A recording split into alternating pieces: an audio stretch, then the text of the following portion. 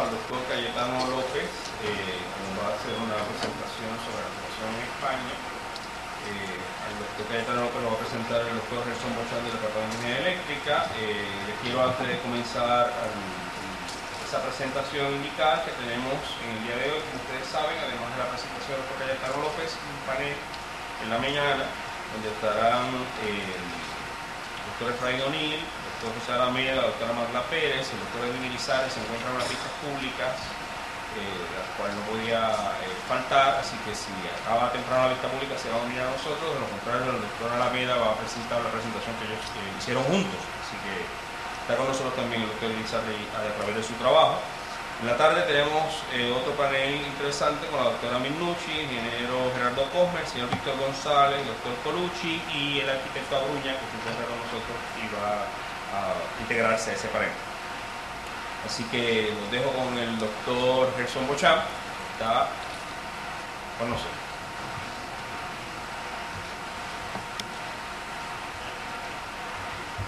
Buenos días. Cuando entré por ahí, yo dije, déjame encontrarme con Agustín y me señaló rápido, no sabía para qué era, y es que me ha dicho que hacía meses me había enviado el dato de que tenía que presentar al conferenciante. Me pasó por ahí como a otras personas que se le había escapado el email, ¿verdad?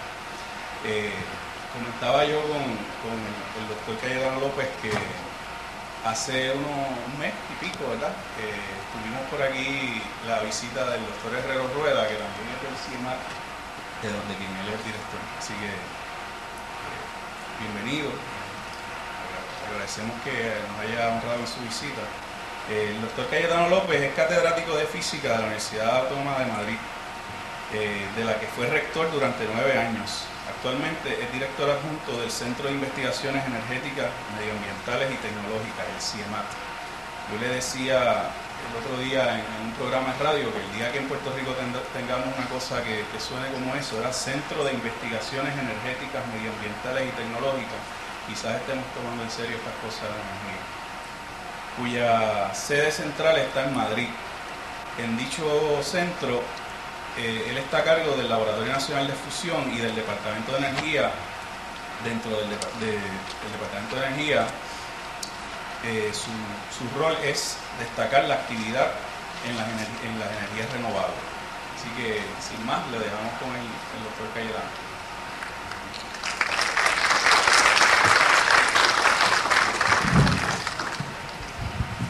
Bueno, buenos días a todos. Y en primer lugar decirles que me siento honrado de estar aquí invitado para dar esta conferencia y transmitirles algo de la experiencia que tenemos de implantación de las energías renovables en mi país y en Europa en general, aunque dentro de Europa, como verán, España juega un papel bastante representativo, bastante destacado.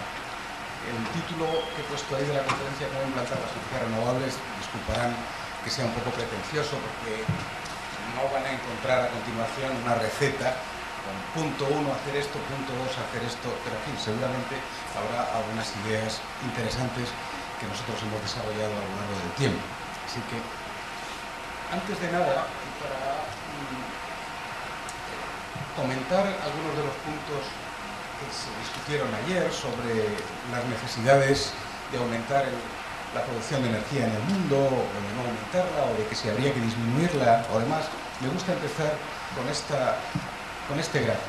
Este gráfico, que no sé si se ve muy bien desde allí, representa en el eje de abscisas, aquí, el consumo energético per cápita de electricidad. La energía no es solo electricidad, hay mucho más. Por ejemplo, todo el transporte es una parte importante de la energía que se consume, que no es electricidad, pero, en fin, hay un diagrama que también he hecho con energía primaria, pero da lo mismo. Esto es electricidad y aquí se representa lo que se llama el índice de desarrollo humano.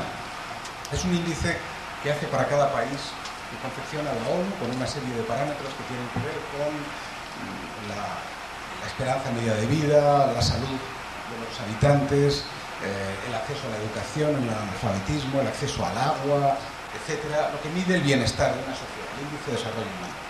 Y esta es la figura que resulta. Resulta que aquí hay un montón de países, que tienen un consumo per cápita muy pequeño y que tienen un índice de desarrollo humano también pequeño. Para este tramo de la figura se ve que el aumento del consumo de energía es básico para el aumento de su bienestar, del índice de desarrollo humano. Por lo tanto, hay una enorme correlación en esta zona entre consumo de energía per cápita y índice de desarrollo humano. Sin embargo, a partir de cierto punto, prácticamente aumenta, como ven, estos países tienen un consumo de energía per cápita enorme en comparación con estos otros. Sin embargo, el desarrollo humano, el índice de bienestar en esta zona es prácticamente constante. ¿Qué quiere decir eso? Quiere decir que a partir de cierto consumo de energía per cápita, prácticamente el consumo suplementario no se traduce en aumentos efectivos de bienestar, sino que es un despilfarro. Realmente se va en actividades suntuarias, en despilfarro. Aquí el país que en esta figura tiene un consumo mayor es Canadá. Hay otro que todavía se me sale fuera de la figura y que no lo dibujé, que es Noruega. Pero Noruega es muy poco efectivo, es muy poco significativo, porque son 4 o 5 millones de habitantes. Aquí está Estados Unidos y aquí están la mayoría de los países de Europa Occidental. Por ejemplo, aquí está España. Y por aquí está Alemania, Francia, etc. Se ve que Estados Unidos tiene prácticamente el doble de consumo per cápita de electricidad que esos países europeos y, sin embargo, su índice de desarrollo humano es comparable. Entonces, de esta figura yo suelo derivar dos consecuencias. Uno, los países más opulentos podrían perfectamente disminuir su consumo de energía sin que por eso se resintiera su bienestar. Sería muy importante, es muy difícil volver atrás una vez que se tienen hábitos de consumo energético determinados, muy difícil, pero sería importante. Pero la segunda consecuencia es que la inmensa mayoría, porque aquí están los países más poblados del mundo, de esta raya hacia allá, pues está el 10%, el 15% de la población, el resto está aquí. Y esa población tiene escasez de todo, incluido escasez de energía. Y por lo tanto, esos países, si quieren aumentar su nivel de bienestar, tienen que aumentar el nivel de consumo energético. Y como son los más poblados, la consecuencia que se saca es que, por un lado, en los países más opulentos habría que disminuir el consumo de energía per cápita sin que eso afectara su bienestar, pero en los países menos desarrollados habría que aumentar el consumo de energía per cápita y, por lo tanto, en los próximos años tendría que aumentar el consumo global, porque no se puede condenar a países como los países africanos, la mayoría de los países asiáticos, a seguir con el mismo estado, digamos, de escasez de todo, de pobreza en el que están actualmente. Pero eso quiere decir que el consumo de energía total en el mundo pues seguirá aumentando. La mayoría de las previsiones dan la idea de que habrá un aumento continuado durante, desde luego, varias décadas en el consumo de energía, pero, sin embargo, las fuentes convencionales de energía son fuentes finitas, algunas de ellas ya con síntomas de escasez, como el petróleo, otras, como el carbón, muy abundantes, pero con graves contraindicaciones medioambientales, porque son muy contaminantes. Y esta es una de las multitud de las infinitas previsiones que hay para las próximas décadas, en donde estos tres componentes del consumo energético son justamente los combustibles fósiles, carbón, petróleo y gas natural, que son lo que ahora más o menos estamos aquí, pues lo que ahora supone más del 80-85% de la producción de electricidad en el mundo. Y estos pues seguirán siendo en las próximas décadas el componente fundamental de la energía primaria consumida, pero no podrán seguir el aumento de demanda de energía en el mundo, sobre todo debido a los países más poblados y más pobres, y tendrán que aparecer nuevas fuentes de energía que vayan colmando esta brecha y que vayan, con el transcurso de las décadas, supliendo las disminuciones en los combustibles fósiles. Y eso solo puede ser energías renovables, también la energía nuclear de fisión, pero la energía nuclear de fisión tendrá siempre un papel subalterno. En el caso de que lo tenga, tendrá un papel subalterno, será un porcentaje de la producción de energía. La inmensa mayoría tiene que venir de las energías renovables. Y dentro de las energías renovables, como ya veremos, la única que de verdad puede colmar esa brecha de modo continuado es el sol. Así que mi previsión particular para dentro de unos 20 años, pongamos, es que, desde luego, el petróleo, que es la fuente de energía básica para el transporte, será escaso, probablemente será muy caro debido a que sea ya escaso. Las centrales nucleares que fueron instaladas en los años 70 y 80 habrán llegado al fin de su vida útil, de su ciclo, y probablemente para esa época no está muy claro si podrán ser sustituidas o no, y habrá problemas medioambientales muy agravados por el uso inmoderado de los combustibles fósiles. O sea que la situación será muy complicada. ¿Cuáles son las posibles soluciones? Pues la mayoría de los países están apostando a corto plazo por el gas natural, que será una especie de energía puente hacia, digamos, en el intervalo hasta que se desplieguen absolutamente las energías renovables, y todo el mundo está apostando por el gas natural, que es un combustible fósil, por lo tanto es escaso, medioambientalmente muy amigable, pero desde luego mucho menos nocivo que el carbón o el petróleo. Habrá que hacer un esfuerzo importante en todas las renovables, estas que están aquí. Tarde o temprano tendremos que aprender a utilizar el carbón de forma menos contaminante, porque el carbón es una fuente muy abundante, muy extendida, pero ahora es muy contaminante. Quizá más adelante empiecen a aparecer nuevos dispositivos de fisión con otros problemas de seguridad y con menos residuos de los que tienen actualmente, y desde luego la energía nuclear, de la que yo también soy responsable y en ese centro, no estará disponible desde luego en varias generaciones, o sea que no resolverá esos problemas en las próximas décadas. El problema que tienen las energías renovables es que tienen su coste superior al de las, en este momento, es superior al de la energía convencional. Y por lo tanto, para que se desplieguen por completo, esos costes tienen que reducirse, aunque probablemente no tanto como pensamos, porque lo que ocurrirá también es que el aumento de la energía convencional, el precio y el coste de producirlo aumentará. Yo creo que no hay más solución que el precio de la energía aumente, porque solo con ese aumento pues las personas serán un poco más disciplinadas en el uso de la energía, de lo que son ahora. Pero las renovables tienen que disminuir de costes. Y para que disminuyan, se tienen que dar la experiencia que tenemos, por ejemplo, en la eólica, que es donde se ha producido esa reducción de costes drástica, es que tienen que darse todas estas condiciones. Cada instalación tiene que aumentar de tamaño, de modo que el precio unitario disminuye, el precio unitario por kilovatio hora producido, avances en investigación y desarrollo, en mejoras en la fabricación de componentes, producción en serie. Es fundamental que haya un gran mercado para que se puedan producir en serie los componentes y sean baratos, y tiene que haber experiencia de operación y mantenimiento de las instalaciones. Todo eso redunda en una reducción de costes, y lo primero que tiene que ocurrir para que todo eso ocurra es que se produzca un aumento considerable en el mercado de cada una de las tecnologías. Y eso solo puede, según la próxima, eso solo puede ocurrir si hay una voluntad política por parte de las administraciones públicas, del gobierno o de los distintos gobiernos, para apoyar y lanzar las energías renovables. No puede haber todas esas condiciones de aumento de las instalaciones, aumento de la experiencia en la operación y mantenimiento de las instalaciones y demás, si no hay un mercado en expansión. Y el mercado en expansión, debido al coste de partida muy alto de las energías renovables, tiene que venir de una acción política que cree una normativa especial que favorezca y que impulse la extensión el despliegue de las energías renovables. Tiene que haber incentivos para los productores y para los consumidores, tiene que haber seguridad, de forma que las inversiones que se hagan tengan asegurado un cierto retorno, o por lo menos la retribución para que se produzcan esas instalaciones a lo largo de un periodo de tiempo razonable, etc. Al mismo tiempo tiene que haber actividad de investigación y desarrollo en centros tecnológicos, universidades y demás. Es más, si no hay esto, si no se crea, si no hay antes una actividad en los centros, sobre todo en las universidades, pero también en los centros de investigación,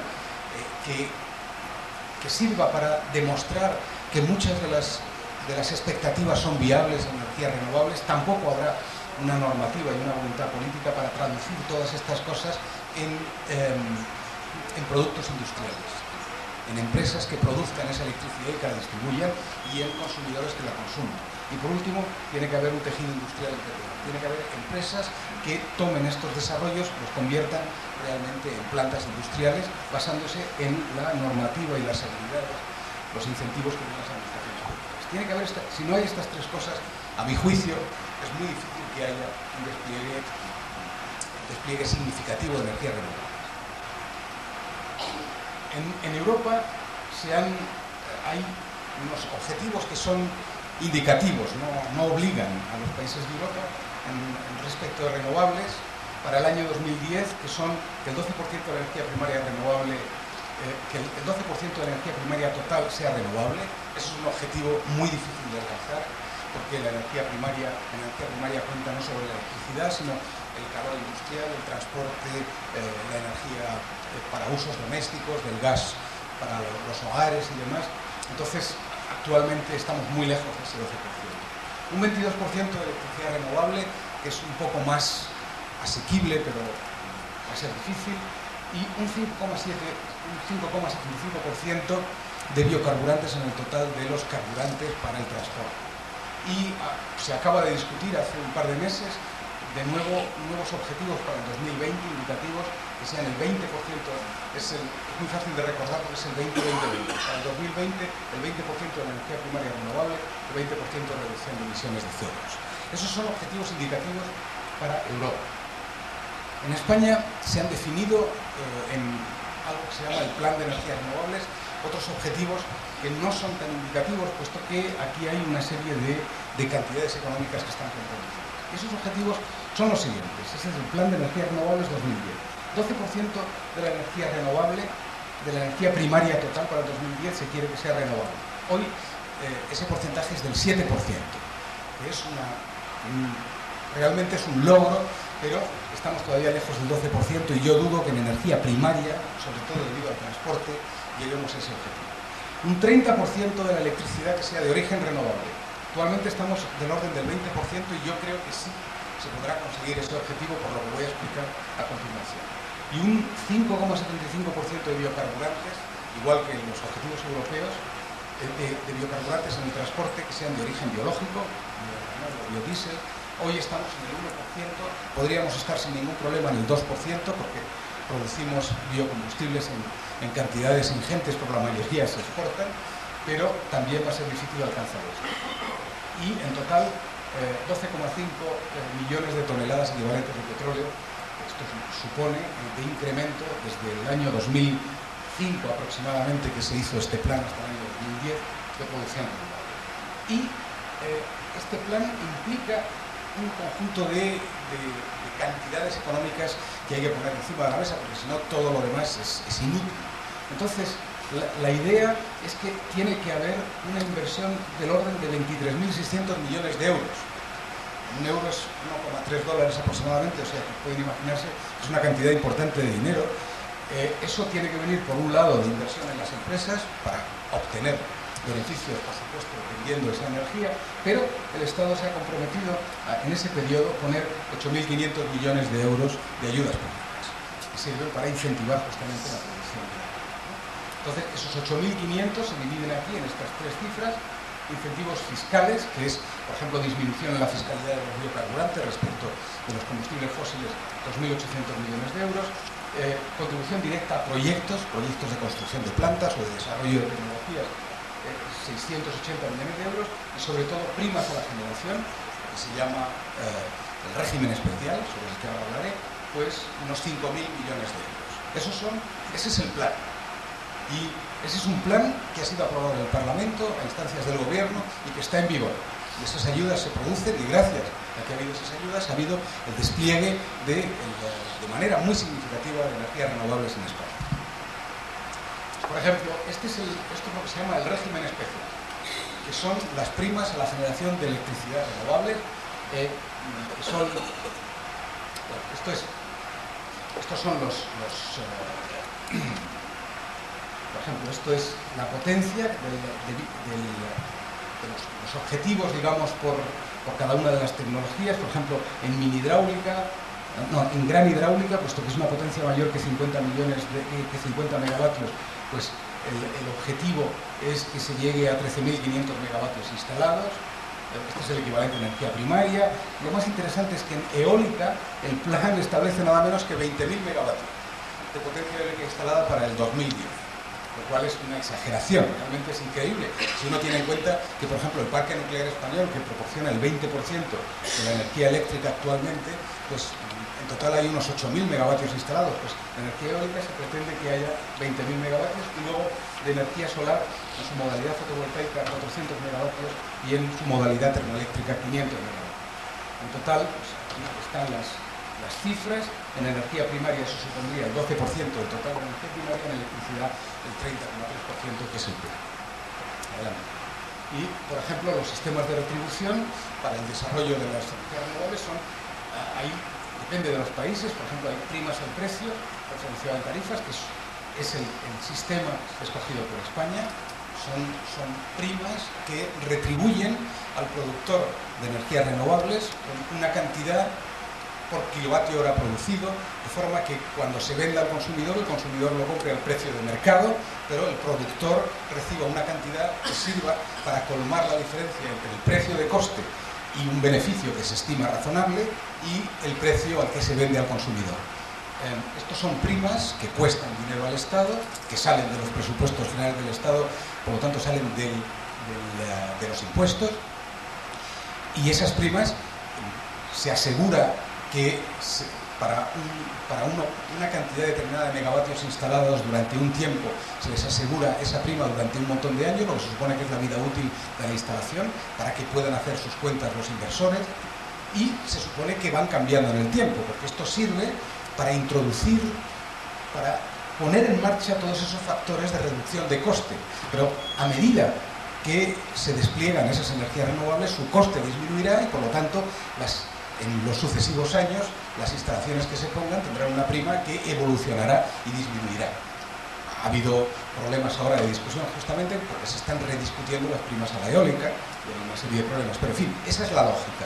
La lógica es retribuir con dinero público a los productores de energías renovables para que el consumidor pueda consumir energía a un precio, digamos, de mercado, asegurarle al productor que puede hacer las inversiones necesarias para obtener esa prima durante un cierto tiempo, una cierta cantidad de tiempo, y luego ir revisando cada cierto número de años esas primas para irlas ajustando a los precios que están resultando en las energías renovables. Entonces, por ejemplo, para la eólica, la prima que hay ahora es del orden de 2,93 céntimos de euro por kilovatio hora producido. El precio de coste es aproximadamente unos 6-7 céntimos.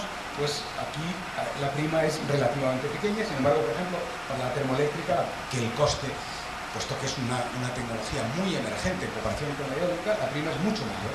Se fija un límite inferior y un límite superior, y, por ejemplo, para la fotovoltaica, sobre todo para instalaciones de pequeña potencia, menores que 100 kilovatios, pues la prima es enorme, 44 céntimos de euro por kilovatio hora. Porque se supone que por ahora es muy cara y hay que retribuirla.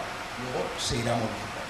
Hay otros sistemas, hay sistemas de certificados verdes, por ejemplo, en el Reino Unido, en Italia, en Bélgica, pues sistemas de certificados verdes.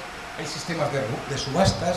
Sistemas de subastas es el Estado decide que necesita una instalación renovable de una cierta potencia, que naturalmente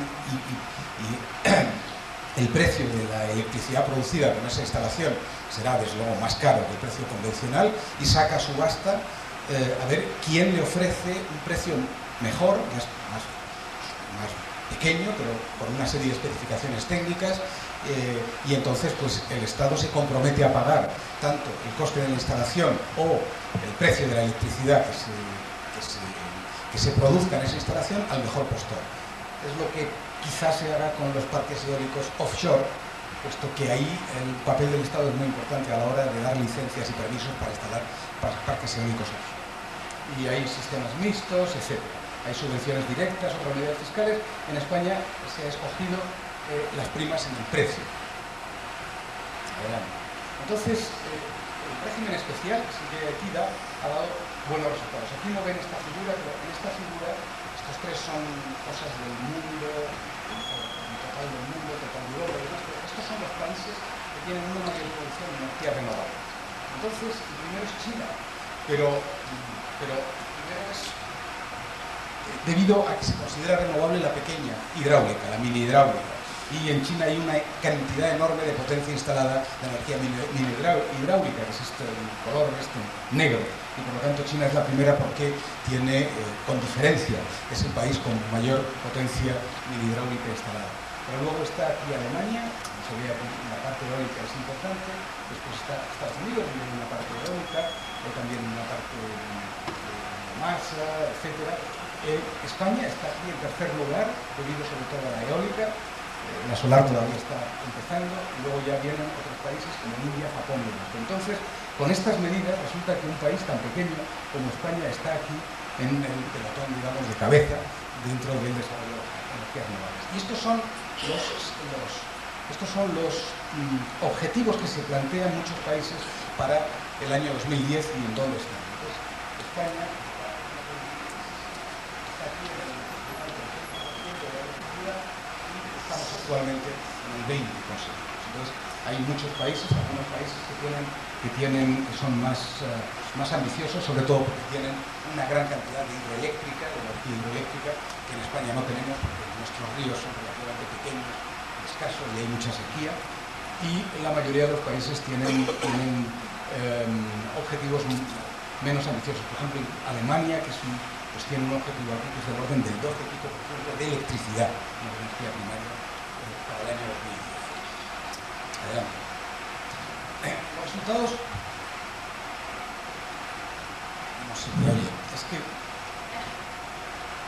bueno, si ven mejor quitando luces de aquí, pues sería eso es. Y las luces, pues no sé qué es. Nada, sí, no se puede bajar solo una parte. Bueno, estos son los resultados para 2005 y 2006. En el año 2005, aquí se ve, la energía primaria renovable, de origen renovable, supuso el 5,9%, pero en condiciones, fueron años 2005-2006, fueron años muy secos, de hidraulicidad muy baja. La energía hidroeléctrica realmente contribuyó muy poco. Entonces, en condiciones de hidraulicidad media, este 5,9 es aproximadamente un 7,2%. 7,2% de energía renovable en condiciones de hidraulicidad media para el año 2005, donde aquí se ve pues, que las contribuciones más importantes son hidráulica y eólica. Luego tenemos, en el año 2006, se ha subido considerablemente, en energía primaria es el 6,8% de energía primaria renovable, y no está hecho el cálculo todavía de a cuánto equivale esto en condiciones de hidraulicidad media. Pero yo calculo que será aproximadamente del orden del 8%. O sea, podemos decir que estamos en el 8% de producción de energía renovable primaria, que es una cantidad muy pequeña, pero es muy difícil, en energía primaria, muy difícil, sobre todo por el transporte. Sin embargo, en electricidad, aquí tenemos que en el 2005, la electricidad producida efectivamente fue el 16,3% de origen renovable, y esto traducido a condiciones de hidraulicidad media fue el 22,2%, es decir, que ya es una cantidad respetable. En el año 2006 hubo un aumento considerable, 19% de electricidad renovable, y su traducción en hidraulicidad media debe ser del mismo orden aproximadamente, 22-23%. De forma que ahí sí estamos más cerca del objetivo del 30% para el año 2010. 23% es ya importante de renovables, de electricidad de origen renovable. A eso hay que sumarle un 20-21% de nuclear, y el resto, que es entre el 55 y el 60%, viene de gas y carbón, esencialmente. Entonces, y esto está ocurriendo a pesar de que debido al desarrollo económico, que es muy rápido, la demanda de energía está creciendo en España a un ritmo enorme, del orden del 3% anual. Solo en el año pasado se ha visto ligeramente moderada por una serie de medidas para disminuir las emisiones de CO2 y en fin. Pero realmente creo que esto, ahora verán el esfuerzo que eso ha supuesto, el llegar a estas cifras. Adelante. Los países más dinámicos en energías renovables, de acuerdo con su... Bueno, aquí está, por ejemplo, en capacidad total acumulada, en el año 2005, son los últimos datos que hay. En total renovables, como decía antes, el primer país es China, debido sobre todo a la mini hidráulica, segundo Alemania, tercero Estados Unidos, cuarto España, quinto la India. Eso es debido sobre todo a la mini hidráulica. Aquí se ve que China con diferencia es la primera en mini hidráulica. En eólica, en términos brutos, el primer país es Alemania. En términos per cápita no, pero en términos de potencia instalada el primero es Alemania, el segundo España, el tercero Estados Unidos, etc. En biomasa, el primero es Estados Unidos y, por ejemplo, en solar fotovoltaica, que es una energía que requiere una cierta tecnología, pues también, curiosamente o paradójicamente, España está en el cuarto puesto después de Alemania, Japón y Estados Unidos. Entonces, estos son los países que están desarrollando las energías renovables con más dinamismo, con más velocidad actualmente. Una palabra sobre los avances he hablado hasta ahora de expansión del mercado y demás, sobre los avances de I+D en renovables. Para esto a ustedes seguramente no les diga nada porque ya lo sepan, pero en los medios de comunicación a veces hay una gran confusión. El hidrógeno no es ni será nunca una fuente de energía. Fuentes de energía primaria están muy claras. El hidrógeno es una manera de transportar o almacenar energía, como puede ser la electricidad, pero no es una fuente. Muchas veces se confunde, parece que el hidrógeno va a ser la solución. El hidrógeno es tan limpio, tan sucio como sea la energía primaria que se utiliza en producción. Y segundo, el balance energético. Todas las fuentes de energía requieren un gasto de energía previo y hay un balance. La energía que se obtiene dividido por menos, dividido por la energía que se consume en obtener esa materia prima o en refinarla o en transportarla, y eso tiene que ser positivo, y eso es independiente del precio. Eso se aplica sobre todo al petróleo y también a los biocombustibles. Adelante. Bien, ahora, todos esos hitos que se tienen que ir cumpliendo para que una energía renovable se despliegue y disminuya su coste y demás, se han visto prácticamente toda la cadena, digamos, en el caso de la eólica. La eólica ha sido un éxito total. Aquí se ve la producción, la potencia instalada en toda Europa en eólica. A lo largo del tiempo, la cosa empezó en los años, como se ve aquí, en el año aproximadamente 95, 96, no había nada, y en 10 años pues se ha producido un despegue enorme. Los dos países con mayor potencia instalada, como ya he dicho antes, son Alemania, España, luego Dinamarca, y todos los demás suman hasta ahí.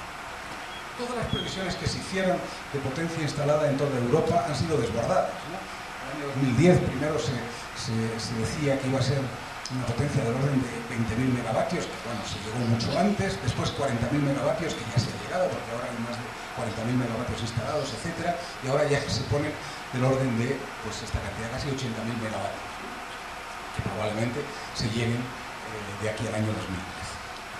Bueno, adelante, estos son los distintos países. Si uno no cuenta únicamente Europa, sino también el resto de los países, esta es, a finales del año 2006, la potencia instalada en los distintos países. En Alemania había 20.000 megavatios instalados de potencia, que es una cantidad gigantesca. En España, 11.600, que también es a mi juicio enorme, lo mismo que en todo Estados Unidos, y la India, Dinamarca, China y demás ya están a una distancia considerable, pero con gradientes importantes. De forma que, bueno, estos son los países más dinámicos y más importantes en cuanto a energía eólica instalada y, por tanto, electricidad eólica producida, y se está produciendo un movimiento enorme en todo el mundo porque es una fuente de energía ya muy acreditada, muy dominada y con costes relativamente bajos. Entonces, por ejemplo, un dato importante: en España, en el año 2006, para toda la electricidad producida por energía eólica fue de aproximadamente el 9%. El 9% de toda la electricidad producida en España en el año 2006 fue de origen eólico, y eso supuso, debido al régimen especial, una prima para el Estado de 922 millones de euros. Una prima del orden de unos 3,8, casi 4 céntimos de euro por kilovatio hora producido. Entonces, esto, que es dinero de los contribuyentes, todos los impuestos, se puede comparar con que se han evitado importaciones energéticas del orden de 1.060, no, esto no son megavatios, sino millones de euros. Hay que comparar con esto es un error. Millones de euros con millones de euros. 1.060 millones de euros Y el efecto fiscal no son 170 megavatios, sino 170 millones de euros de nuevo. El efecto fiscal, es decir, lo que ha supuesto esto de ingresar al Estado por impuestos, es de 170 millones de euros, que restan estos 922 que se gastó efectivamente para impulsar la producción de energía eléctrica. Y aquí está el 8,8%, el 9% aproximadamente, toda la electricidad generada fue de origen eólico en España. Otro de los factores para la disminución del coste es el tamaño de las instalaciones, en este caso el tamaño de los aerogeneradores. Aquí se ve el tamaño relativo de los aerogeneradores a lo largo del tiempo.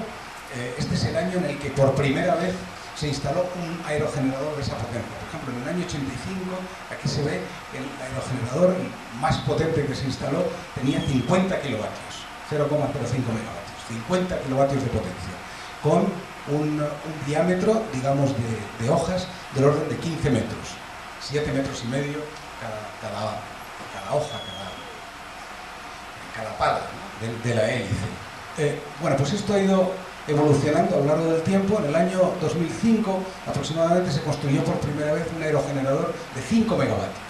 Es una cantidad enorme, con un diámetro de palas de 126 metros, es decir, cada pala del orden de 60 metros. La mayoría de los que se están instalando ahora tienen, desde luego en España y en Europa, son del orden de 2 megavatios, que tienen como unos 100 metros, entre 90 y 100 metros de diámetro, o sea, unos 45-50 metros de longitud de cada pala. Y se espera que para dentro de unos años, sobre todo para los parques offshore, pues se consigan aerogeneradores de unos 10 megavatios de potencia, que tienen un diámetro de pala del orden de 160 metros, o sea, cada pala unos 80 metros, que es una cantidad gigantesca. Entonces, para que se den cuenta de lo que supone, del tamaño de estos aerogeneradores, aquí está a escala un avión Airbus A380, que es el avión más grande que se ha construido nunca, para que vean en comparación cómo son sus alas en comparación con la espalda de un aerogenerador. Son ya máquinas gigantescas, pero hacen que el precio de la electricidad producida, el precio unitario, sea más barato, lógicamente. Bueno, estos son las cifras de potencia instalada en España a lo largo del tiempo, hasta los 11.600, y este es el objetivo de los 20.000 para el año 2010, que yo creo que no se llegará, pero bueno, llegaremos a unos 18.000 o así, eso es lo previsto, que yo creo que ya es una cantidad importante de megavatios instalados. Este es el tamaño medio, digamos, de los aerogeneradores, y ahora mismo el tamaño medio de los aerogeneradores instalados en España es del orden de 1,3 megavatios. Los que se instalan nuevos tienen del orden de 2 y pico megavatios, pero los que tienen una cierta antigüedad, pues son más pequeños, tamaño medio del orden de 1,3 cada uno, que ya es un aerogenerador importante. Y estos son la potencia instalada cada año por año. Hubo un año, que es el año 2004, que fue un año tremendo, en donde se instalaron más de 2.000 megavatios de potencia. Después, pues más o menos, a lo largo de estos años, la potencia instalada es alrededor de unos 1.500 megavatios nuevos cada año. Entonces, en energía eólica hay todavía un cierto recorrido para mejorar sus prestaciones, mejorar su coste, su fiabilidad y demás, y hay pues muchas líneas de investigación abiertas. Bueno, aquí hay reducción de optimización en el diseño, en el perfil de las palas, aumento de eficiencia, simplificación de los dispositivos y demás, pero a mí me interesa señalar dos ideas que empiezan ahora que están en plena ebullición, que es por un lado la tendencia a ir a aerogeneradores más grandes, offshore, en el mar, donde los vientos son más continuados, tienen menos turbulencias, por lo tanto el recurso es mejor. Eso es por un lado, y por otro lado a sistemas pequeños, sistemas aislados o sistemas híbridos, que es lo que se llama la mini eólica, sistemas de unas decenas de kilovatios, que sirven para viviendas o para lugares que están alejados de la red o con una red débil, que tienen muchas dificultades para aprovisionarse de energía de modo continuo, y entonces este tipo de sistemas, que empiezan a ser ya muy fiables, son interesantes. Por un lado, por lo tanto, hay tendencia hacia los grandes aerogeneradores offshore, por otro lado, los pequeños aerogeneradores muy fiables, muy robustos, para sitios aislados o de difícil conexión a la red. Esta es la idea de ir hacia offshore. Hasta ahora lo único que se ha conseguido, los parques existentes son parques en donde el agua es muy poco profunda, del orden de como mucho unos 30 metros, y entonces realmente el mástil está en tierra, está aquí fijado a tierra, prácticamente como está en tierra, sin lámina de agua, solo que hay pues unos metros, digamos, de lámina de agua entre el pie del mástil y la superficie. Esto es lo que se ha conseguido. Para ir a aguas más profundas hay que tener otros sistemas de anclaje, flotantes y demás, pero eso todavía es muy complicado, está todavía en periodo, digamos, de experimentación, ya con plantas piloto y demás, pero es muy difícil sistemas como estos, en donde aquí hay una profundidad del orden de unos 100 metros o así, en donde no puede estar ya fijada a tierra, sino que tiene que haber sistemas de anclaje. El auge, digamos, de la expansión de la energía renovable, lo que ha producido es un efecto colateral también muy importante, y es que se han producido, había dicho, primero, medidas políticas y administrativas, segundo, I+D, tercero, empresas. Lo que ha ocurrido es que ha habido unas cuantas empresas con espíritu emprendedor que se han internado, que han explorado estas vías nuevas y de hecho han tenido un enorme éxito. Por ejemplo, aquí están el reparto por fabricantes de aerogeneradores de todas las unidades instaladas en España. Como digo, es una potencia importante. Aquí está por fabricantes. Y la mitad aproximadamente, algo más de la mitad, corresponde a un fabricante español, Gamesa, que es la segunda empresa mundial en fabricación y gestión de aerogeneradores. Y que es una empresa que provenía del sector aeronáutico, porque el cálculo de los perfiles de alas de avión y demás se parece mucho al cálculo de las palas de un aerogenerador. Y por lo tanto se ha especializado en este terreno y ahora mismo es el segundo proveedor del mundo de aerogeneradores. Entonces, pues aquí se ve que más de la mitad de todos los instalados en España provienen de Gamesa, los otros vienen de las otras grandes. La primera compañía del mundo es danesa, Vestas, y luego hay Enercon, que es alemana, General Electric, que es norteamericana, Acciona, que es una empresa de la construcción que de repente se ha convertido en una de las empresas más dinámicas en energías renovables, también es una gran proveedora ahora de aerogeneradores, etc. Y en cuanto a promotores, pues se ha producido también otra cosa importante, y es que la electricidad convencional, hidráulica o plantas térmicas y demás, provenía de 3 o 4 grandes empresas generadoras de electricidad. Iberdrola, Enresa, Unión Fenosa, muy pocas. Pero de repente ha habido un montón. El régimen especial permite que cualquiera se pueda convertir en productor de energía. Y la red, que es independiente de las eléctricas, tiene obligación de comprar y de incorporar a la red toda la energía eléctrica que produzcan los productores independientes de energías renovables. Entonces, ha habido un montón de empresas que han aparecido nuevas. Por ejemplo, Acciona se ha convertido en una de las más grandes empresas productoras de electricidad, cuando hasta hace 4 o 5 años no estaba en ese sector, estaba en el sector de la construcción.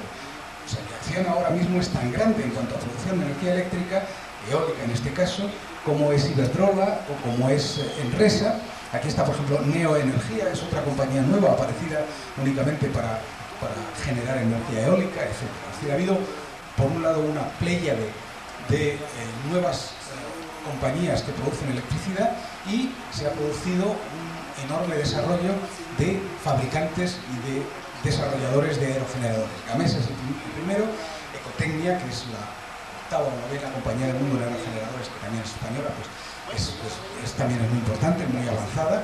Eso ha creado multitud de fábricas en España y en el extranjero, tejido industrial. Eso ha tenido efectos muy positivos, empleos. Las energías renovables crean muchos empleos, es decir, los efectos colaterales, aparte de la energía, han sido muy positivos e importantes a mi juicio. Esto es la energía eólica, en donde yo creo que se puede ver cómo se ha recorrido el camino hasta la situación actual, y todavía tiene cierto recorrido.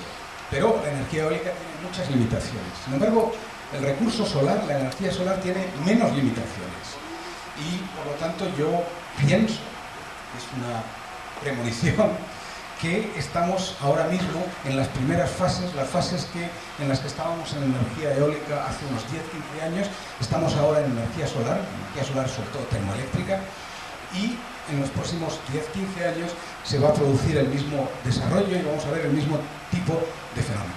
La energía solar es una fuente de energía enormemente abundante. A efectos prácticos se puede decir que es inagotable.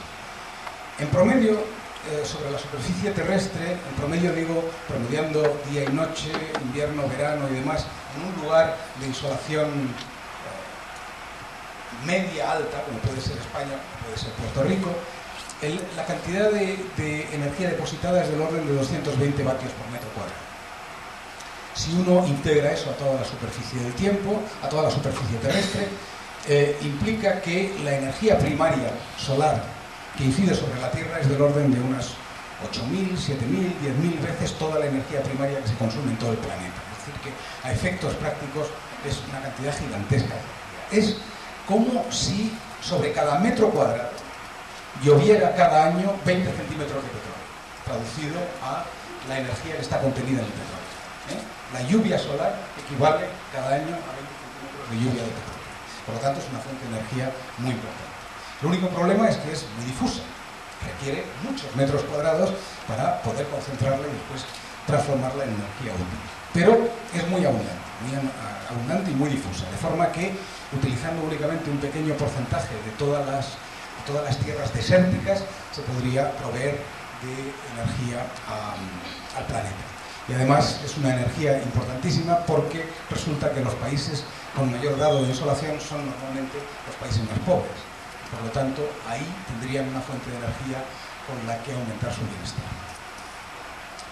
Estos son los dos cinturones, digamos, al norte y al sur del Ecuador, con mayor grado de insolación media, en donde la energía solar puede ser más rentable. Y aquí están las zonas, en particular de España, las zonas rojas, adelante. Se ven ahora, pues esta es una, adelante, otra, adelante, adelante.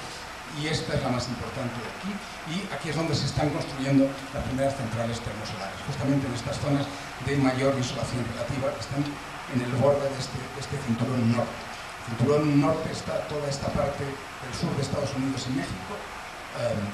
No sé si esta isla en particular estará dentro de la zona, yo creo que sí, y en la otra parte del mundo es sobre todo la parte de África. África del Norte es una zona increíblemente rica en insolación solar, prácticamente es solo rica en eso. Y en el hemisferio sur está Australia, África del Sur y la parte norte de Chile, la parte central, digamos, está el sur de Brasil y la parte norte de Chile. Adelante. Así que la energía solar es muy difusa, es abundante pero muy difusa, requiere gran espacio, pero quizá menos difusa de lo que uno pueda pensar. Esta es la presa de Asuán y el lago artificial creado en el Nilo por la presa de Asuán. Y esta es la superficie que ocupa ese lago. Bueno, pues la energía que produce toda la presa de Asuán, la energía eléctrica aquí en el dique que ha creado este lago artificial, es el equivalente de la que produciría esta superficie, que de todas maneras es grande, pero en fin, en comparación con esto es pequeño, esta superficie cubierta de plantas solares termoeléctricas, con un rendimiento muy pequeño, del orden del 10%. En realidad, las plantas termosolares tienen un rendimiento superior, pero en fin. Con este rendimiento, la energía que produce la presa de Asuán estaría producida por un conjunto de plantas en esta superficie. Yo he dicho que ahora voy a hablar de sistemas de concentración solar, luego hablaré de fotovoltaica, porque los sistemas de concentración solar yo creo que son los más prometedores desde el punto de vista de la producción masiva de energía. Entonces, un sistema de concentración solar es una cosa muy antigua, ya conocida por Arquímedes. Primero hay un sistema que recoge la radiación solar mediante un sistema de concentración óptica, la concentra sobre un receptor. Este receptor convierte la radiación solar en calor y ese calor puede entrar directamente en una máquina térmica y producir electricidad, o bien estos sistemas tienen la particularidad de que parte de este calor se puede llevar a un sistema de almacenamiento, lo cual hace que sean despachables, como se dice, es decir, que la cantidad de energía que entregan a la red es más regular y evitan los transitorios. Cuando hay una nube, cuando hay un rato en donde hay poca insolación, pues se extrae calor del almacenamiento que ha sido previamente alimentado a partir del receptor, y también pueden ser hibridizados con combustibles fósiles, con gas, por ejemplo. Entonces son sistemas muy flexibles en realidad. Adelante. Está suministro predecible, hibridación. Adelante. Estas son las 4 tecnologías que existen en sistemas de concentración solar.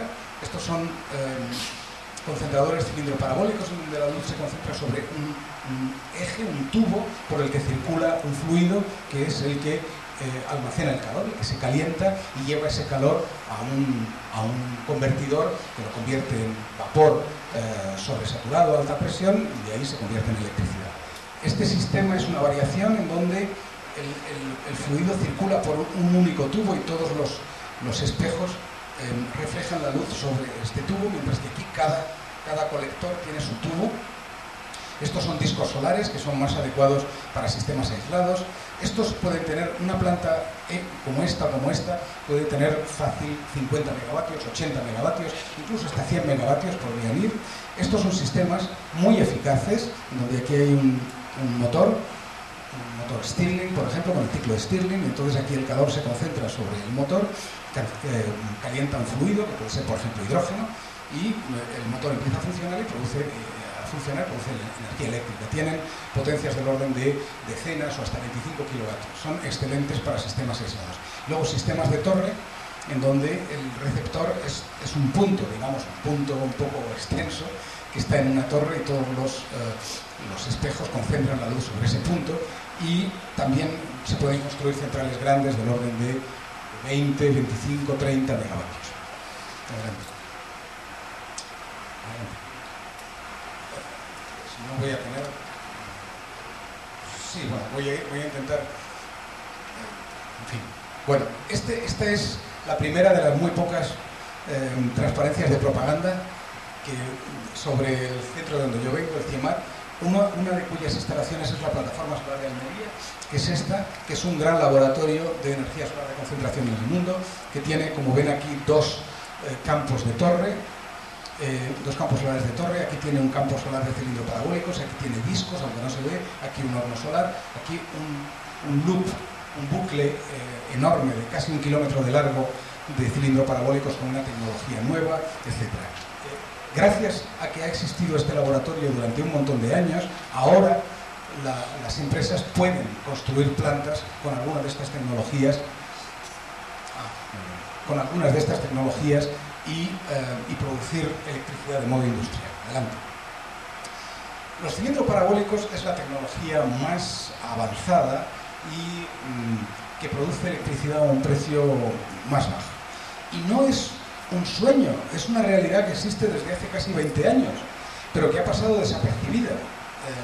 Esta es la planta, es un conjunto de plantas solares que están en el desierto de Mojave, en California, y que se llaman plantas SEX, Solar, Electricity, etc.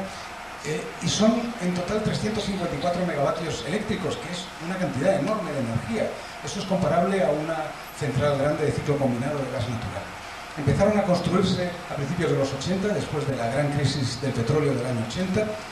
Se terminaron de construir aproximadamente en el año 90 o así. Desde entonces han venido produciendo electricidad sin ningún problema y sin ningún fallo, pero como el precio del petróleo bajó drásticamente desde aquella época, pues todo el mundo se olvidó.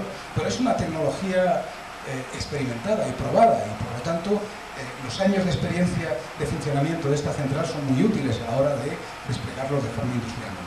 Este es el campo solar, para que vean el tamaño, digamos, de las filas de colectores respecto de personas. Estas de aquí, adelante. ¿Perdón? Pues aproximadamente el cálculo es por cada megavatio eléctrico instalado, aproximadamente 2 hectáreas, entre 2 y 3 hectáreas. Una hectárea es un hectómetro cuadrado, 100 metros por 100 metros, 10.000 metros cuadrados. No sé en acres ni en pies cuadrados porque pues es que nosotros utilizamos el sistema métrico decimal. Bueno, Este es el bloque de potencia. Sí, las renovables, tanto la eólica como la solar, tienen el problema de que son poco contaminantes, pero son muy demandantes de espacio. Necesitan mucho espacio, porque son energías muy difusas. Y esta es la producción a lo largo de todo este tiempo, y como se ve es una producción perfectamente regular, sin oscilaciones, es una planta muy fiable, y el precio medio actualmente de producción es del orden de 15 a 20 céntimos de dólar por kilovatio hora. Ese es el precio medio de producción, que desde luego es bastante más alto que el precio de la electricidad convencional, pero es más bajo que el precio de la energía eólica cuando empezó.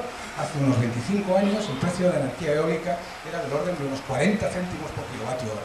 Esta energía empieza con precios un poquito más bajos, pero le llevará tiempo llegar a los límites de la eólica. Adelante. Esta es la siguiente planta en construcción en el desierto de Nevada. El siguiente proyecto se debe a una empresa, se llama norteamericana, SolarGenix, que firmó un acuerdo no sé si con el Estado o con una compañía productora de electricidad que necesitaba que un porcentaje de la electricidad fuera renovable para vender la electricidad a esa compañía. Pero durante muchos años estuvo prácticamente sin hacer nada y de repente, hace un año y medio, fue comprada por Acciona, por esa empresa de la construcción española que de repente ha descubierto que las energías renovables puede ser su negocio del futuro. La compró y en menos de un año ha construido esta central, que es del orden de 64 megavatios en el desierto de Nevada, y que entra en funcionamiento a entregar electricidad a la red en cuestión de 1 o 2 meses. Esto es una foto de hace tiempo. Estos son los colectores, y este es un camión pequeñito de mantenimiento de los camiones. Este es el campo solar. Adelante. Y, quiero decir que eso es un campo en desarrollo. Allí en el CIMAC, esta es la segunda de propaganda, estamos desarrollando una nueva tecnología para este tipo de colectores que se basa en un nuevo fluido que circula por este tubo. Por este tubo, lo que circula en las plantas convencionales es un aceite mineral, que se puede calentar hasta 400 y pico grados centígrados, pero que tiene el problema de que es bastante contaminante si hay fugas o averías, pues es contaminante, y por otro lado, a partir de una cierta temperatura se descompone. Entonces, lo que han imaginado los ingenieros de la plataforma solar es que por aquí puede circular directamente agua, que al principio es agua líquida, pero a lo largo de su recorrido se va calentando y se convierte en vapor, y al final es puro vapor. Entonces, el vapor lo mismo da calentarlo a 450 que a 550, que no le pasa nada, y además no necesita un intercambiador de calor, puede ir directamente a la turbina. Tiene muchas ventajas, tiene un inconveniente, y es que se trata de un fluido a 2 fases. A lo largo del recorrido pasa por las fases líquido y vapor, y manejar las 2 fases es complicado. Por eso ha requerido un trabajo de investigación importante, pero este bucle ya está en funcionamiento de forma satisfactoria, y hay un prototipo que espero que entre en funcionamiento dentro de 2 años, en donde nosotros participamos junto con algunas de las más grandes empresas de ingeniería o productoras de electricidad para que haya ya 3 megavatios eléctricos. Con 3 megavatios eléctricos la planta es suficientemente grande como para tener idea de que va a funcionar o no funcionar a tamaño de 50 o 60 megavatios, y esperamos que funcione y que esté en pruebas en un par de años aproximadamente. Adelante. Esta es la tecnología de Torrent. Esta planta se llama PS10. Tiene 11 megavatios. Está construida por Abengoa, que es otra empresa que en principio no era productora de electricidad, sino de bienes de equipo, y ahora se ha convertido en fabricante de sistemas y componentes de energías renovables, y también en productora de electricidad. Aquí la torre tiene 115 metros de alto. Aquí está el receptor, aquí arriba. Aquí se ve 624 heliostatos, cada heliostato es muy grande, 120 metros cuadrados, o sea, aproximadamente 11 por 11 o 10 por 12 aproximadamente, y tiene 11 megavatios eléctricos de potencia, y se conectó a la red hace 2 o 3 meses. Está en funcionamiento. Esta está en preparación lo que se llama la PS20. Tendrá 20 o 22 megavatios, y es lo mismo que esto, solo que con un campo solar el doble de grande, Y aquí hay una planta fotovoltaica de 1,2 megavatios que produce electricidad a un precio superior al que produce la energía de concentración. Pero esto ya está también en marcha. Justamente esta empresa, Bengoa, que es una empresa que su sede central está en Sevilla, esto está en Sevilla, un sitio muy bien insolado. Hay proyectos para unos 300 megavatios de potencia con esta tecnología y con la de cilindros parabólicos. Este es, por ejemplo, uno de los heliostatos. Como se ve, es aproximadamente 11 por 11, esto es una persona, y este es el reflejo de uno de los heliostatos sobre la torre. Y esta es otra nueva planta que ya está en construcción y que entrará en funcionamiento aproximadamente en un año, se llama Andasol. Es parecida a esas que hemos visto de Estados Unidos, está en un lugar precioso, está en Guadix, cerca de Granada, se ve la Sierra Nevada que está aquí al fondo, de manera que es un lugar privilegiado, con una gran insolación.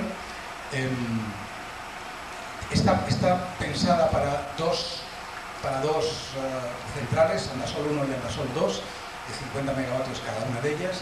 La superficie, como se ve aquí, 195 hectáreas, y la eficiencia global media, 16%, quiere decir que de toda la energía solar bruta que cae sobre esa superficie, el 16%, haciendo el promedio del día, la noche, invierno, verano, conversión y demás, es del 16% en electricidad. Este es un nuevo concepto de colector mucho más ligero, más barato que los convencionales y más adelante. Y esto es una novedad que tiene esta planta, que es almacenamiento. Las plantas que he mostrado antes de Estados Unidos no tienen almacenamiento térmico. Esta está pensada para tener 7,5 horas de almacenamiento térmico a la potencia máxima de 50 megavatios. Pero eso supone una enorme cantidad. El almacenamiento se hace en sales fundidas y entonces lo que necesita esta planta son dos torres, dos bloques. Esta es la base de una de ellas. Como se ve, pues es enorme, son 36 metros de diámetro y tendrá una altura de 14 metros. Dos torres llenas de sales fundidas, una a alta temperatura, otra a baja temperatura, justamente para almacenar el calor, de forma que una parte del campo solar sirve para alimentar este almacenamiento y otra parte directamente para producir electricidad. De forma que cuando hay un transitorio, el calor, la turbina lo extrae del almacenamiento de calor, de estos bloques, de estos depósitos de sales, que se van enfriando para transferir calor a la turbina y luego se vuelven a calentar cuando vuelve otra vez al ciclo. Y estos son los proyectos puramente solares que hay en el mundo. Este es el que he dicho antes, el SolarGenix, pero que ahora se acciona justamente. Hay muchos en España, la mayoría, y uno en Israel. En el hemisferio norte, en el hemisferio sur, la compañía eléctrica de África del Sur tiene aquí otra instalación en marcha o en proyecto. Y estos son todos los proyectos, que es una enorme cantidad de proyectos en distintos lugares, justamente los lugares de mayor insolación en España. De forma que, por eso, pienso, a la vista de esta figura, pienso que en los próximos años se irá produciendo un despegue parecido al que se ha producido en energía eólica. De hecho, el Plan de Energías Renovables prevé para el año 2010 500 megavatios eléctricos de solar de concentración. No sé si se conseguirán, probablemente no, pero el crecimiento será exponencial a partir de 2010, pienso. Bueno, esto es lo mismo. Y este es el precio. Cuando empezaron las primeras, la primera planta que se instaló, que era solo de 14 megavatios eléctricos en el desierto de California, en el desierto de Mojave, el precio era del orden de 45 céntimos por kilovatio hora producido. Pero simplemente aumentando el tamaño de las instalaciones, la última central que se hizo tiene 80 megavatios, la última planta de ese complejo tiene 80 megavatios eléctricos y ahí ya el precio, como ven, está entre 15 y 20 céntimos de dólar por kilovatio hora producido.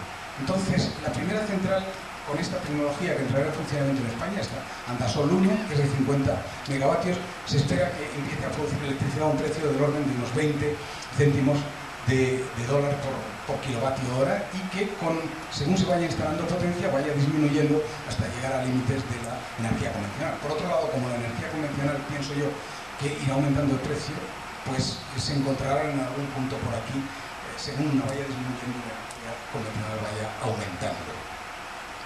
La prima que si se recuerdan, la prima para la solar de concentración era del orden de 23-24 céntimos por kilovatio hora producido. Por lo tanto, pues eso supone que hay un margen de beneficio para las empresas que estén produciendo esto. Fotovoltaica, muy rápidamente, la fotovoltaica lleva muchos más años de despliegue. De hecho, los precios han disminuido, pero siempre están por encima de las de solar de concentración. Y la fotovoltaica tiene una virtud enorme, que es la flexibilidad. Se pueden poner instalaciones fotovoltaicas desde unos pocos kilovatios hasta varios megavatios. No necesitan una unidad de transformación, un bloque de potencia que transforme calor en electricidad y demás. Tienen la ventaja de la flexibilidad, pero tienen la desventaja de que es muy difícil rebajar el precio por debajo de un cierto límite debido a el coste de los materiales para producir las células fotovoltaicas. De todas formas, se ha producido una clara disminución de precio que de repente ha tenido en los últimos 2 o 3 años ha tenido un parón, esa bajada de precio debido a la escasez de silicio, purificado y demás. También debido al régimen especial se ha producido en España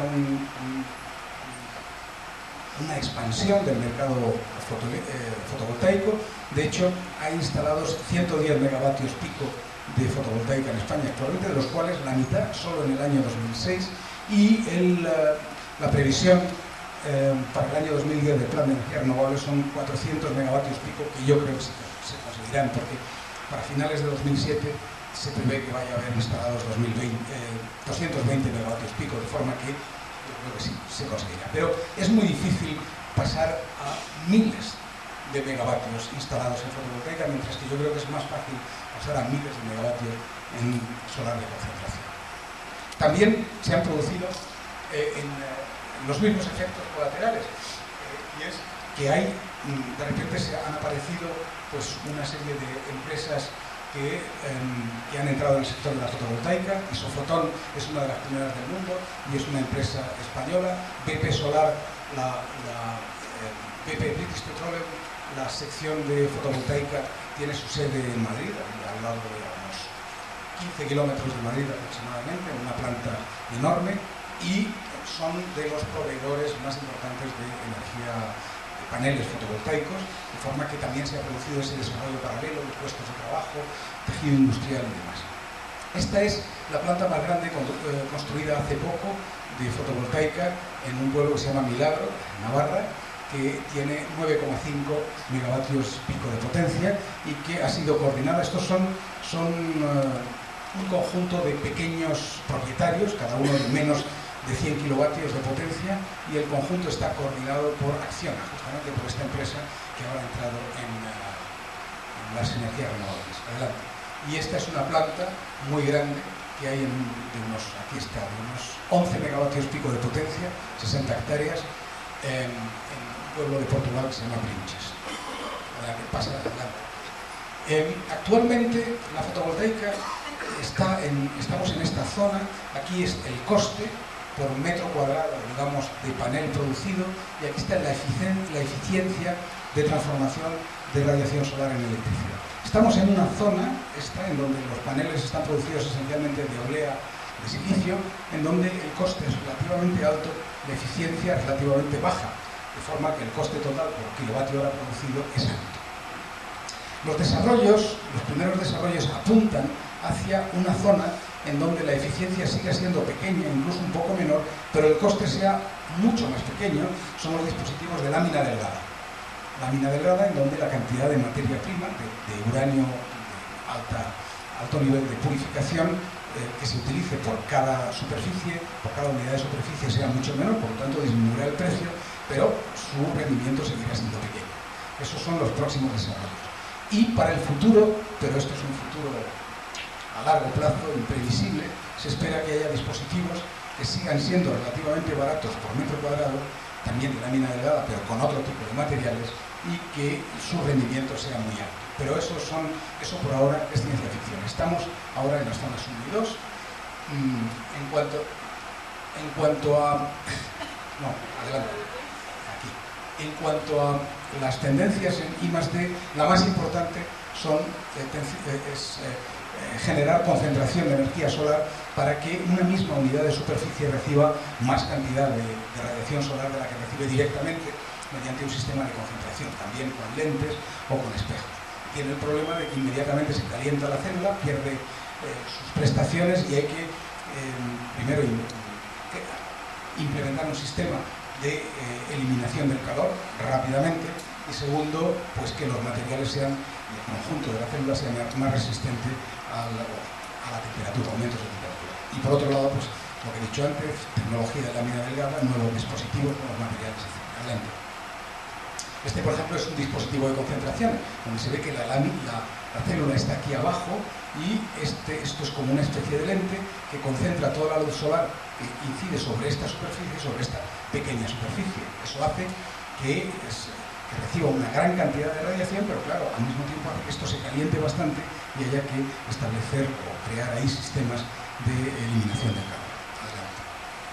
Esta es la evolución prevista de la tecnología. Como se ve, la evolución prevista incluso en los próximos años es sobre todo a partir de, estos son de olea de silicio, y luego aquí hay dispositivos de lámina delgada y nuevos dispositivos, pero que serán en principio en los próximos años muy pequeños en comparación con la expansión de la tecnología más dominada, la más usual actualmente, que es de olea de silicio. Bueno, esto es hablar un poquito de biomasa. Esto es una figura muy complicada que no leerán seguramente, pero en fin, la biomasa, mediante una serie de procesos de transformación, se puede convertir en calor y electricidad, en calor únicamente, en forma de estufas para industrias o para los hogares.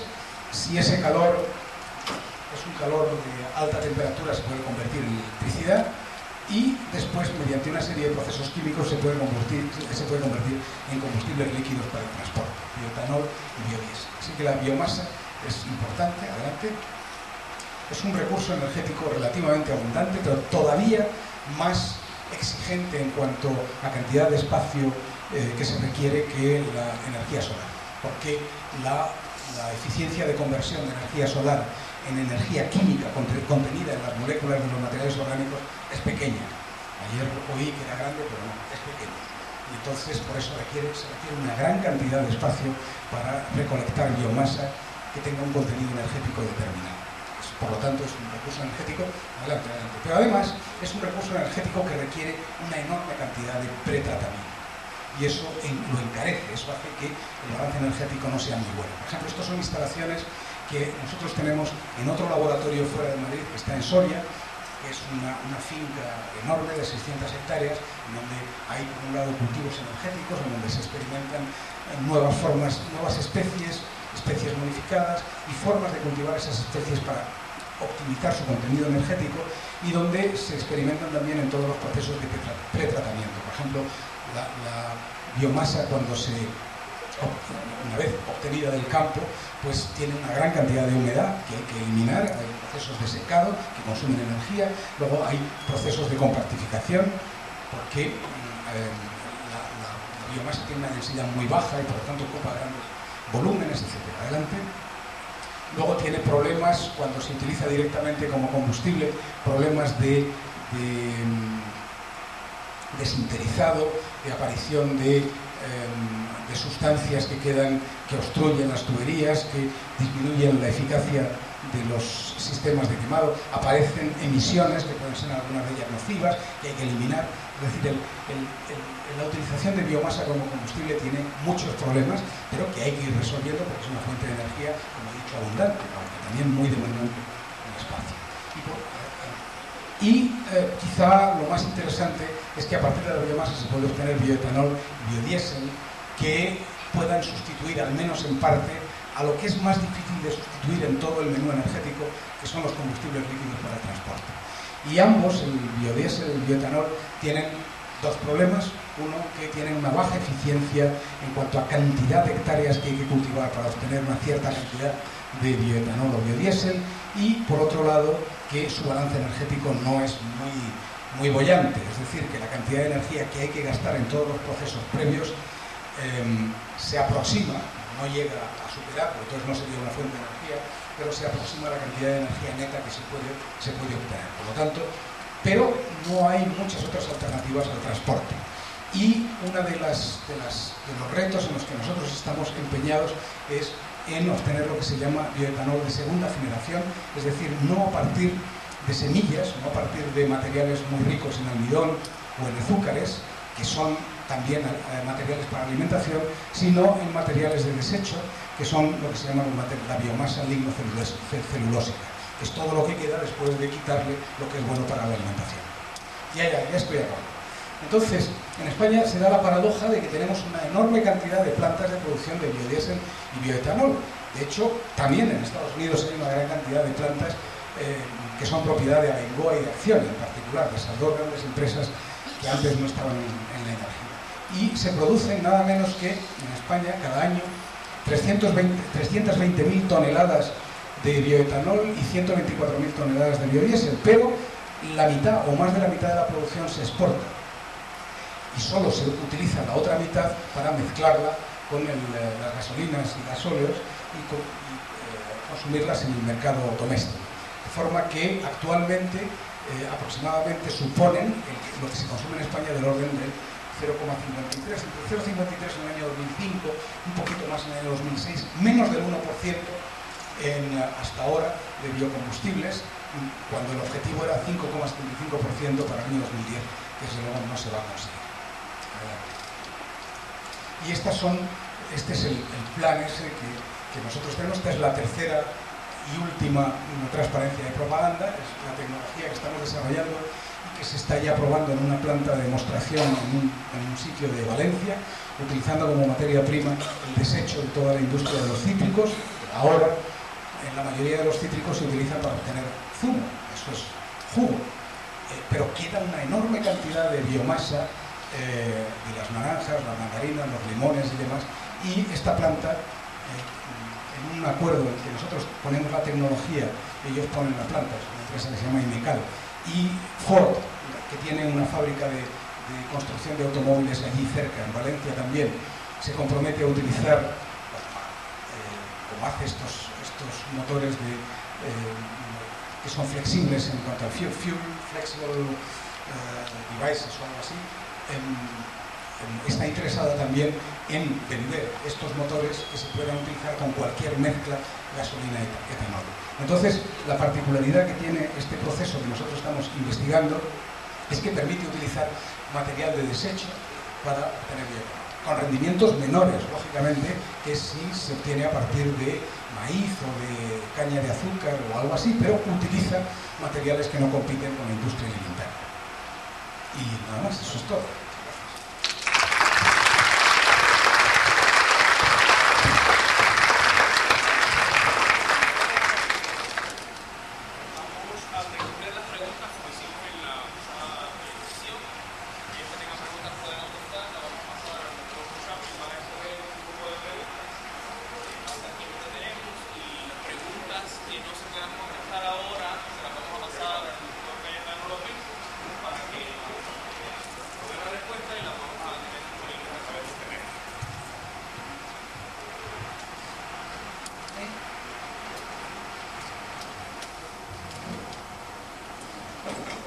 Bien, me disculpo también porque cuando lo presenté se me olvidó decir el dato de que tenían que escribir las preguntas, pero están a tiempo todavía los que deseen escribir preguntas. ¿Qué consideraciones ambientales se toman en cuenta para decidir dónde y cómo se instalan estos generadores? Hay implicaciones ambientales y con los ecosistemas marinos, con los aerogeneradores offshore. Wilfredo Torres, biólogo. Estamos ahí. Bueno, toda instalación industrial requiere un informe medioambiental y la aprobación de las autoridades. Cualquier parque de estos eólicos requiere una autorización por parte de las autoridades, primero municipales y luego autonómicas, ¿no? El equivalente a la comunidad autónoma. España está dividida en 17 comunidades autónomas. Y entonces se tienen en cuenta los factores medioambientales. Es evidente que las energías renovables tienen un impacto medioambiental, puesto que ocupan una gran cantidad de terreno.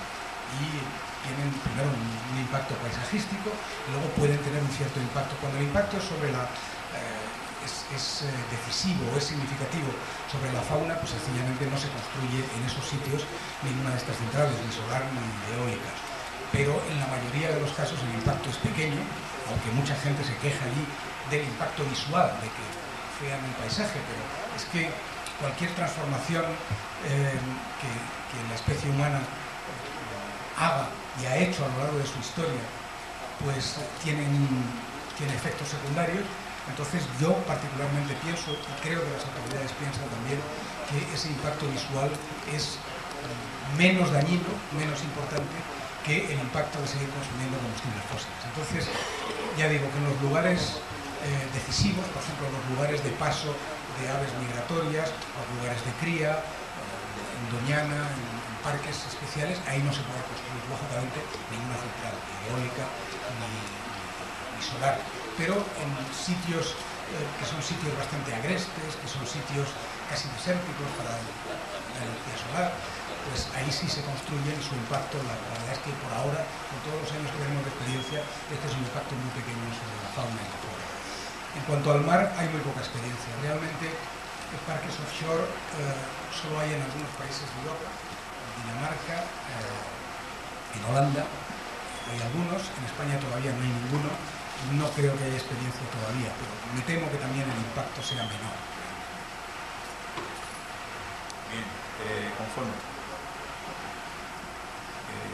La primera gráfica que usted presentó, alguna gente aquí, usted no lo vio, pero ¿dónde está Puerto Rico?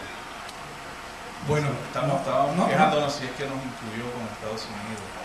No tengo datos, es que los datos de donde he sacado eso, que son datos de Naciones Unidas, no tienen a Puerto Rico como independiente, está Estados Unidos. Entonces, para ver cuál es el dato de Puerto Rico, basta conocer cuál es el dato relativo del consumo de energía de Puerto Rico respecto a la media de Estados Unidos. El doctor Colucci nos estima aquí que Puerto Rico está en los 8.000 kilovatios hora por persona por año.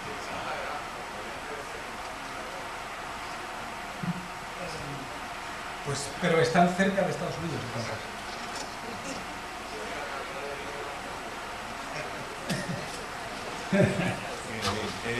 Nada, eso yo creo que es importante que lo sepamos, ¿verdad? Naciones Unidas, España es aproximadamente 5.000 así. Bueno, pero tendré que encontrar el dato, ya me lo darán ustedes el dato.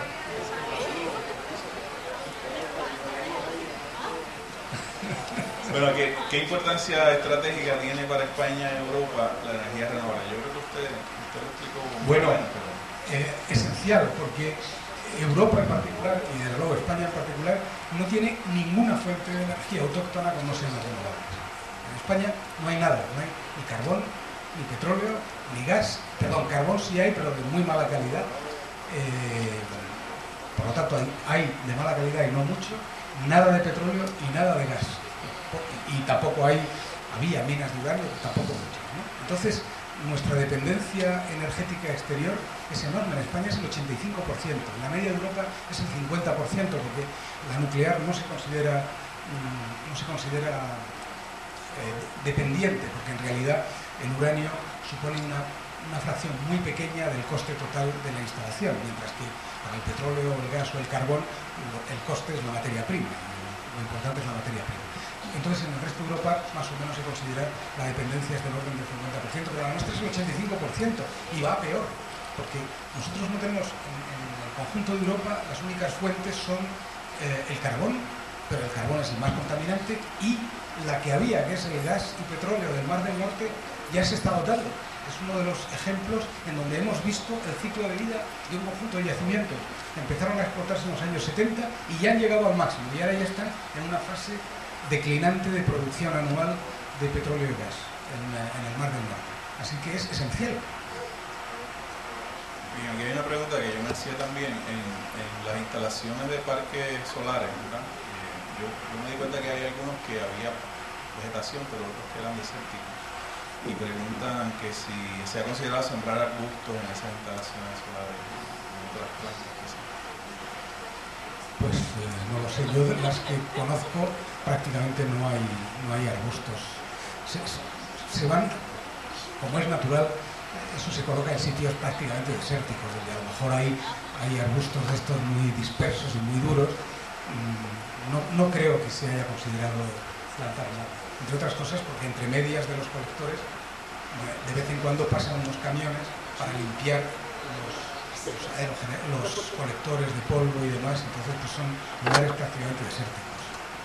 Bien, ¿qué tipo de oposición de ambientalistas, si alguna, ha enfrentado las tecnologías solares en España? Allí hay un movimiento ecologista muy fuerte, muy fuerte. Pero se ha concentrado prácticamente en combatir la energía nuclear y también en el consumo de los combustibles fósiles. Pero naturalmente al mismo tiempo no podía también combatir las energías renovables, porque es que eso es completamente contradictorio. Entonces al revés, allí son muy favorables a la extensión de las energías renovables y no han, probablemente únicamente si se pusiera un parque eólico o solar en medio de un parque nacional en donde haya especies protegidas o algo así, pues sí que habría una oposición, pero en general no hay mayor oposición a la renovable. Lógicamente, me parece a mí. Bien, quedan dos preguntas más. ¿Qué incentivo económico actual hay para el productor fotovoltaico pequeño en el orden de menos de 10 kilovatios? Y costo de las instalaciones y compra de electricidad. Es decir, ese incentivo para fotovoltaica. Los incentivos son enormes. Realmente en la fotovoltaica el incentivo es tan grande que se ha creado un fenómeno paralelo que ahora describiré. El incentivo para el pequeño productor de menos de 100 kilovatios de potencia es del orden de más de 42 céntimos de euro, 44 céntimos de euro por kilovatio hora producido, cuando el precio es del orden de el coste es del orden de 6-7 de la electricidad convencional, 6-7 céntimos por kilovatio hora, y el precio que paga el consumidor, donde ya está incluida el transporte, el beneficio empresarial, todo eso, pues es del orden de unos 12-15 céntimos por kilovatio hora. Entonces el incentivo es más de 40 céntimos por kilovatio hora. Entonces eso hace que sea muy rentable. Y eso ha hecho que se produzca un fenómeno, ese fenómeno, han visto esa planta de 9,5 megavatios de fotovoltaicos en Milagro, en Navarra, que se agrupen personas, que cada uno sea pequeño propietario de menos de 100 kilovatios, pero en total se gestione como una unidad única, como una sola planta, un montón de subunidades de menos de 100 kilovatios para obtener la prima máxima, porque si es de más de 100 kilovatios la prima disminuye. Y entonces, desde luego, lo que no hacen es utilizar esa energía eléctrica para sus propios usos. No, porque eso sería perder dinero. Lo que hacen es que toda esa electricidad la venden a la red, y entonces obtienen el beneficio de 40 o 40 y tantos céntimos de euro por kilovatio hora producido, y sus propios usos los obtienen de la red, pagando 15 céntimos por kilovatio. O sea que ahí no hay compensación. Entonces ese es un fenómeno secundario, negativo, en cierto modo, porque está poniendo en cuestión la utilidad básica, que es que una parte de la electricidad que consumen las personas se la autoproduzca. Eso no está ocurriendo, es más rentable lo otro. Pero al mismo tiempo lo que ha producido ha llevado un montón de dinero privado para el desarrollo de plantas fotovoltaicas, con ayuda pública. Esa ayuda pública por ahora es una gota, es una minucia en comparación con las ayudas a otro tipo de cosas, ¿no? Pero eso habrá que corregirlo en el futuro. Pero actualmente los promotores de energía fotovoltaica tienen un incentivo muy grande, realmente muy grande. Pues los que están dentro de los primeros 400 megavatios pico, de aquí al 2010, tienen asegurada ese incentivo durante 20 años, que es lo que se supone que es la vida media de las instalaciones. Bueno, ya nos hemos extendido más allá de lo que habíamos previsto y agradecemos al doctor Cayetano López su presentación y su respuesta a la pregunta, y en el receso supongo que se podrán acercar a él y preguntarle. Muchas gracias. Gracias.